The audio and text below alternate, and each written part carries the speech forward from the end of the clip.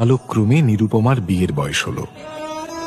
তবে আমাদের বিশেষ কোনো লোভ নেই, নগদ 1010 পণ হলেই আমরা খুশি।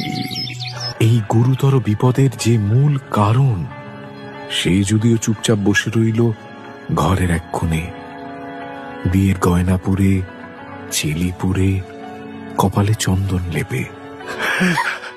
তারা কি আর আমাকে আসতে দেবে না বাবা? কেন কেন আসতে দেবে না মা? আমি তোমাকে নিয়ে আসবো। আহা কি শ্রী! বউয়ের মুখখানি দেখলে চোখ জুড়িয়ে যায়। ছিরি তো ভারী, যেমন ঘরের মেয়ে তেমনি ছিরি।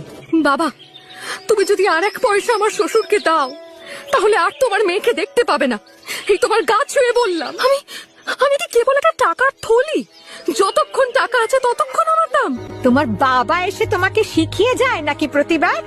এ আপনি কি বলছেন মা? আমার বাবা এমন নীচ মানুষ নন। আমি একবার বাড়ি যেতে চাই। কেন? কতদিন ওদের দেখি না, বড্ড মন খারাপ করছে। ওই জন্যই বোধহয় শরীরটা ভালো লাগছে না। শ্বাসকষ্ট শুরু হলো নিরুপমার। বাড়ির বড় বউ মারা গেছে। প্রতিমা বিসর্জনের উৎসবের ব্যাপারে জেলার মধ্যে রায়বাহাদুরদের প্রতিপত্তি ছিল। শাঁখা সিঁদুর নিয়ে মরেছে তোমার মেয়ে, রামসুন্দর সজ্ঞলাভ হবেই। স্বামীর চিঠি এলো। আমি এখানে সমস্ত বন্দোবস্তই করে নিয়েছি, অবিলম্বে আমার স্ত্রীকে এখানে পাঠিয়ে দাও। রায়বাহাদুরের স্ত্রী লিখলেন, এ বউ মরে গেছে, তুমি দুঃখ পেও না।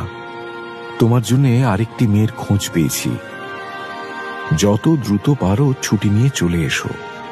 এবারে 20,000 টাকা পণ, আর হাতে হাতে আদায়।